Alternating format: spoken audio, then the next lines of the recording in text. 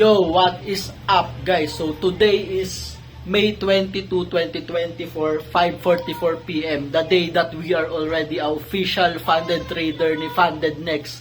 And yon guys, ang next nating gagawin is kukunin yung payout. So samahan nyo kung kunin yung payout na yon. Isasama ko pa rin guys sa journey ko. And yon guys, see you sa setup natin later. So today maghanap tayo ng setup. See you.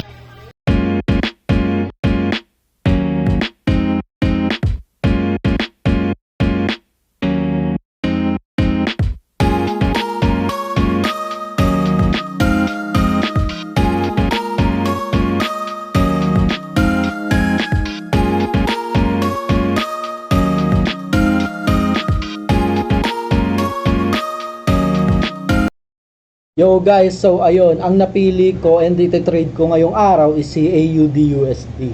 And I have set up na sa kanya. So, eto, explain ko sa inyo. Ayan, punta tayo sa daily time frame. Ayan, napakadali lang naman. So, ang una lang nating tinignan is break of structure, US to the upside, then fair value gap na mitigated na, right? Na filled na, then confirmation on lower time frame which is 15 minutes. So I'm expecting nga pala yung price na ganyan yung gawin papunta sa imbalance na to. Ayan, but yes, it all lies in probabilities na lang din. So 15 minutes tayo, may nakita na akong entry point guys. And ayun, napakadali lang, same thing lang din hanapin natin. Break of structure, siguro dito. Break of structure. Then, fair value gap. Yun lang, ulit-ulitin lang natin yon. Then, ayan na yung setup guys. Long position ako sa kanya. So, ang SL ko, dito na lang sa low na to. So, 10.7 gawin na nating 12 pips yan, no? Tasa natin yung entry point. Nating 12 pips. Ayan, 12 pips. So, ang gagawin natin is 2RR. So, ayan, plano ko pala guys, sa first trade, since first trade, wala pang drawdown or anything, 2% risk ako. Then, pag na-SL to, yon, wag naman sana, pero yon, kung ma-SL to, 1% risk na ulit, ibabalik na natin ulit. So, ayan yung setup ko, and yon, see you later. Siguro, mag-aim ako dito ng 1:3 or 1:2. So yun guys, update ko na lang kayo. See you later.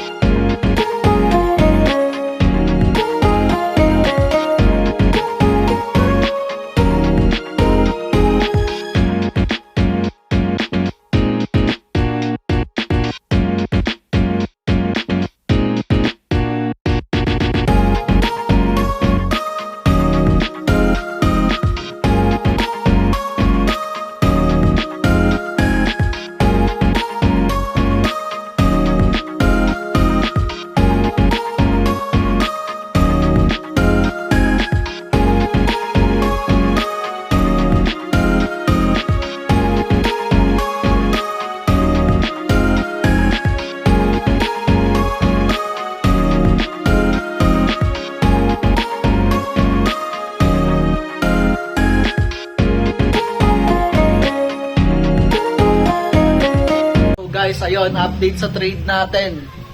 And today is May 23 na, no? May 23, 2024, 2:22 PM. And yung trade natin sa AUD-USD is natalo. Yeah, it's part of a game. Pero yun, ano natin, pakita natin yung chart. Then, journal and reflection tayo. Let's go. Yon guys, ayun, ito yung chart. Yan. So, talo tayo, no? And okay lang yan kasi ganoon naman talaga. Sabi nga natin, part of a game yung matalo. Bakit tayo hindi matatalo? Immortal tayo nun. And yan guys, minus 2% ako ngayon. So my next plan I mean, my plan for next trade is to raise 1% until maka-break even. Then pag natalo yun, 0.5% na lang hanggang maka-break even. Tapos pag break even na or profits, balik 2%. So yun guys, ba't ako natalo dito? For me, ito, imbalance. Ito, dito ako nag-entry sa imbalance. Pero yun pala guys, sa 1 hour, ayun, nasa imbalance din pala siya ng 1 hour. And minitigate niya tong OB na to, which is, hindi pala umabot. Pero yun, sa imbalance din siya ng 1 hour. Pero yun guys, di na para kung ano-ano pa yung tignan natin. Sometimes, ganito. Pag ganito nangyayari, most of the time pala, pag ganito nangyayari, tinatanggap ko na lang na mali ako, wala na kung ano-ano. Kasi gano'n naman talaga, may magkakamali tayo ng analysis. Mahalaga, di ba? May risk management tayo. And yun, journal ko na to guys. See you.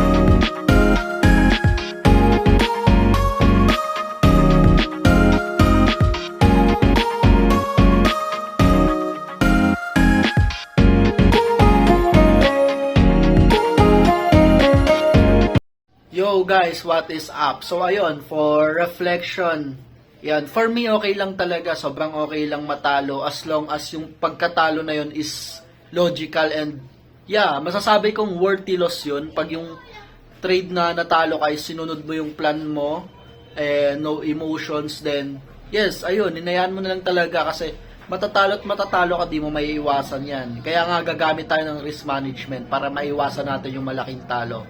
Yeah, but for me, pag natalo ka ng hindi sinunod lahat ng trade plan, walang analysis, and yes, pag natalo ka ng nag-trade ka blindly, that's a nonsense loss, no? Hindi yan worthy loss. So, yun guys, siguraduhin mong pag natatalo ka, worth yung pagkatalo mo. Parang binayaran mo yung parang ganun na lang. Binayaran mo yung pagkatalo na yun para matuto ka. Kasi part yun matatalo at matatalo tayo. Hindi natin maiiwasan yun. So yun lang guys, good luck sa inyo and happy trading. See you sa second trade, babawi tayo.